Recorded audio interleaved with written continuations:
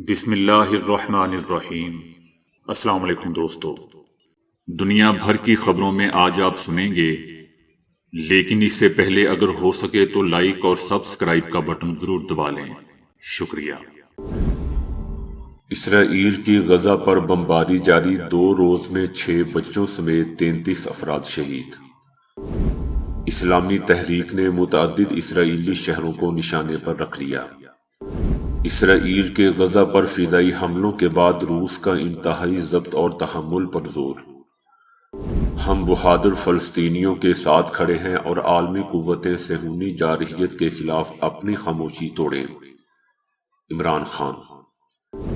ترکی اور روس کے مابین تجارت روبل کرنسی میں ہوگی، ترک صدر رجب طیب اردوان۔ چائنا کسی بھی طرح سے خود جنگ میں کود جائے، امریکہ کی خواہش۔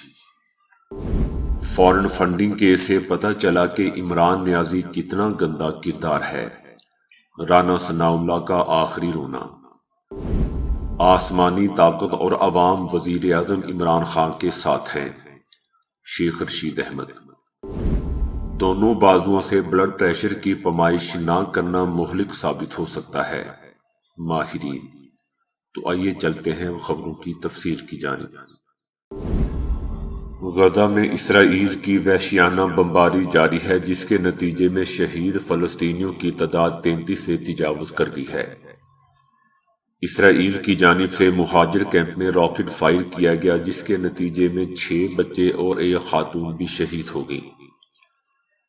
فلسطینی وزارت صحت کا کہنا ہے کہ اسرائیل کی تازہ کارروائیوں اور حملوں کے باعث زخمیوں کی تعداد 200 سے تجاوز کر چکی ہے، جبکہ متعدد کی حالت تشویشناک ہے۔ دوسری جانب متحدہ عرب امارات، فرانس، چائنا اور دیگر ممالک نے غزہ میں پیش رفت پر بحث کے لیے کل سلامتی کونسل کا بند کمرہ اجلاس بلانے کی درخواست کر دی ہے۔ ادھر اسلامی تحریک کے عسکری ونگ القدس بریگیڈز نے ہفتے کے روز کہا ہے کہ اس نے مختلف شہروں پر بڑے پیمانے پر راکٹ حملے کیے اور کہا کہ جنگ تو ابھی شروع ہوئی ہے۔ اسرائیل میں اس وقت سائرن بجنا شروع ہو گئے جب فلسطین اسلامی تحریک کی طرف سے اسرائیل کے اندر 100 راکٹ فائر کیے گئے، تاکہ اسرائیل کی جانب سے غزہ پر فضائی حملوں کا جواب دیا جا سکے۔ اسرائیل کی غزہ پر جمعے کے روز بمباری کی وجہ سے اسلامی تحریک کے لیڈر شہید ہو گئے تھے۔ یروشلم بریگیڈ سے تل ابیب اور دوسرے اسرائیلی شہروں پر بمباری کی ہے۔ اسرائیلی افواج نے اس سے قبل اپنے کئی شہروں پر ممکنہ راکٹ حملوں سے خبردار کیا تھا۔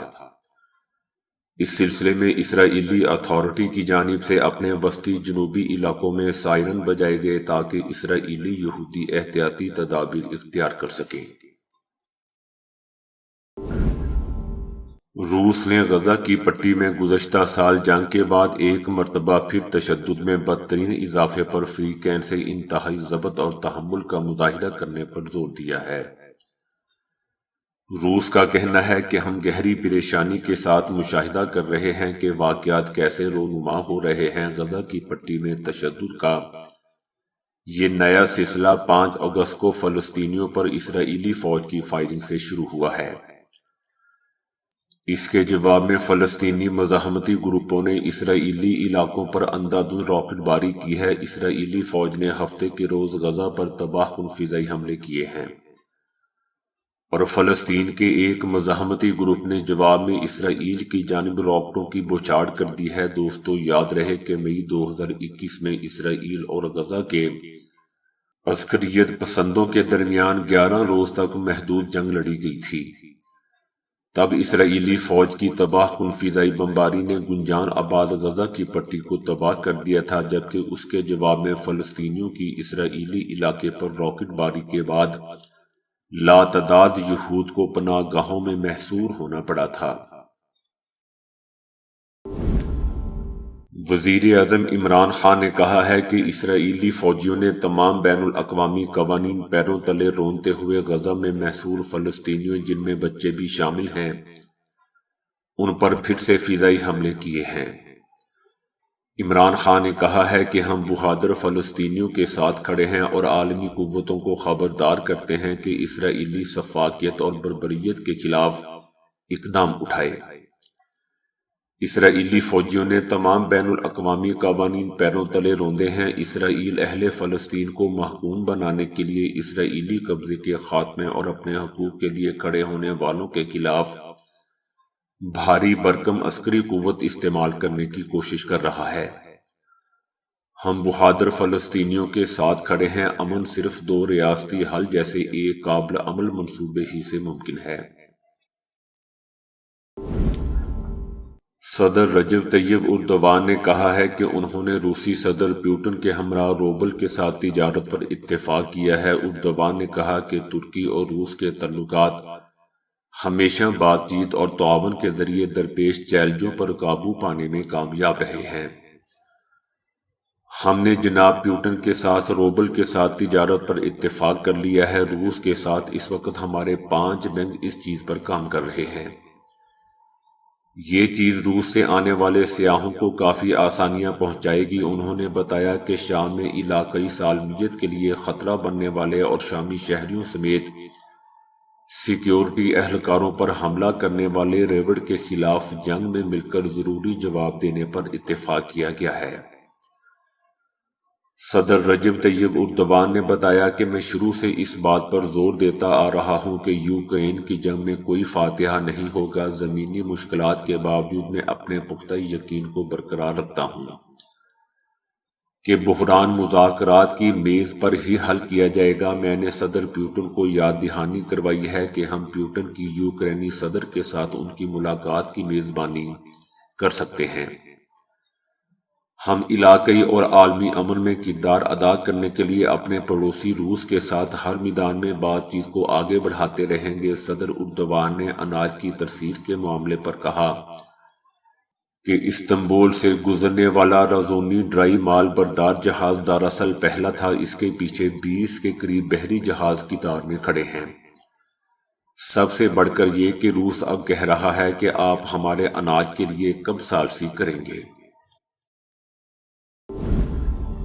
پرامن چائنا امریکہ کے مقابل آ چکا ہے۔ امریکی اسے الجھانا چاہتے ہیں کہ وہ کسی بھی طرح سے خود جنگ میں کود جائے۔ جب وہ خود جنگ میں چلا جائے گا تو اس کی معاشی ترقی بھی رک جائے گی اور پھر اسے پابندیوں کے جال میں پھنسا کر الگ تلگ کرنا بھی آسان ہوگا۔ وہ کسی بھی طرح سے خود جنگ میں کود جائے۔ یہ سب اسی کے لیے ہو رہا ہے۔ اب تو تائیوان کو دھمکی دی جا رہی ہے کہ ہم تمہارے ساتھ ہیں اور تائیوان کو کافی اسلحہ بارود بھی دیا گیا ہے کہ یہ چائنا سے لڑ سکے۔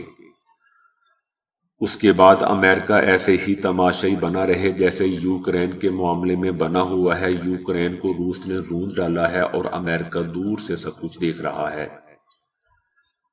بین الاقوامی بالخصوص مغربی میڈیا نے نینسی پیلوسی کے دورے کو کسی مارکے کے طور پر پیش کیا تھا۔ ٹی وی چینلز نے وہ مناظر لائیو دکھائے جس میں نینسی پیلوسی کا جہاز 8-10 جنگی طیاروں میں گھرا تائیوان کی فضا میں داخل ہو رہا تھا۔ چین شروع سے اس دورے کے خلاف تھا کہ یہ ون چائنا پالیسی کے خلاف ہے اور سٹیٹس کو توڑنے کی شعوری کوشش ہے۔ چائنا کی ون چائنا پالیسی کے لیے یہ ایک بڑا دھچکا تھا اور آپ اس بات پر بھی حیران ہوں گے کہ امریکہ آفیشلی طور پر اب یہ کہہ رہا ہے کہ وہ ون چائنا پالیسی کا قائل ہے۔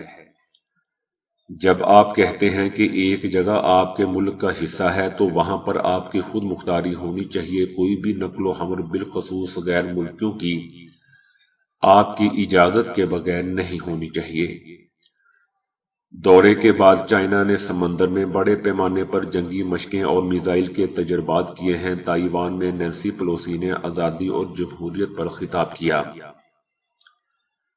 اور اپنے دورے کا مقصد تائیوان میں ان دونوں اقدار کے لیے تحفظ بتایا۔ وہ بنیادی طور پر چائنا کے نظام پر تنقید کر رہی تھی۔ ان کے خیال میں جہاں پر آزادی اور جمہوریت نہیں ہے، یہ بات دوستو اس لحاظ سے درست ہے کہ وہاں امریکہ اور مغرب کا آزادی کا تصور حکمرانی نہیں ہے، بلکہ وہاں ان کا اپنا جمہوری ڈھانچہ موجود ہے۔ جس کے مطابق چین والے کام کرتے ہیں۔ جہاں بھی امریکہ نے مداخلت کرنی ہوتی ہے، انسانی حقوق، جمہوریت اور آزادی کے نعروں کے ساتھ اقوام کو غلام بنا لیا جاتا ہے اور ایک مدت ان پر عرصہ حیات تنگ کر رکھا جاتا ہے اور آخر میں خود ہی بے آبرو، بے عزت ہو کر اس جگہ سے نکل جاتے ہیں، مگر جاتے جاتے ہر چیز کو تباہ و برباد کر جاتے ہیں۔ 100 ممالک نے اس دورے کے مقابل چائنا سے اظہار یکجہتی کیا ہے۔ عرب ممالک نے بھی چائنا کی ون چائنا پالیسی کی حمایت میں بیان دیا ہے۔ لگ یوں رہا ہے کہ امریکہ نے دوبارہ جنگی پالیسی کو اختیار کیا ہوا ہے، جس کے تحت روس یوکرین کو آپس میں لڑا دیا ہے اور یورپ کو اس میں الجھا دیا گیا ہے۔ روس تو ویسے ہی بین الاقوامی نظام سے اتنا جڑا ہوا نہیں ہے، لیکن یورپ کی معیشتیں ہل چکی ہیں۔ یورو اور ڈالر کی قدر میں بہت فرق ہوتا تھا۔ یورو کی قدر ڈالر کے مقابلے میں کافی زیادہ ہوتی تھی، مگر اب ڈالر اور یورو برابر آ چکے ہیں۔ اس کے ساتھ ساتھ سردیاں سر پر ہیں اور گیس کا بحران جنم لے چکا ہے۔ امریکہ کی طرف سے اب تائیوان کو بھی تھپکی دی جا رہی ہے کہ ہم تمہارے ساتھ ہیں، جیسے یوکرین کو دی تھی۔ تائیوان میں بھی لگ بھگ یہی پلاننگ نظر آ رہی ہے۔ تائیوانی انتظامیہ اسے کسی اور نظر سے دیکھ رہی ہے، مگر دراصل وہ امریکی نعروں کی گن گرج میں اپنے ملک کو تباہی کی طرف دھکیل رہی ہے۔ آخر میں یہ بات بھی کہ یوں لگ رہا ہے کہ نینسی پیلوسی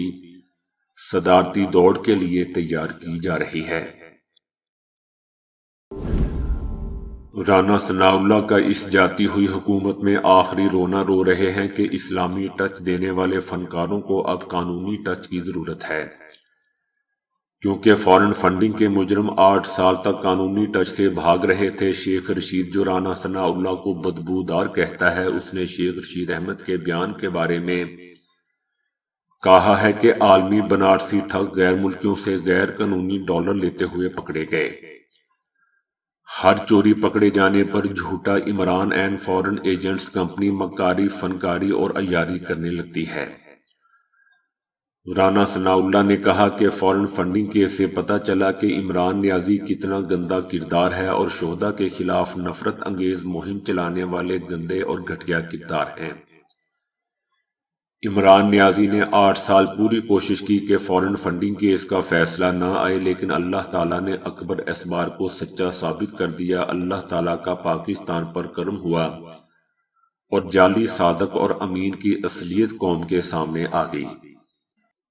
دوستو، آپ اس بیان پر دھاڑے مار کر ہنس سکتے ہیں کیونکہ یہ رانا ثناء اللہ کا بیان ہے۔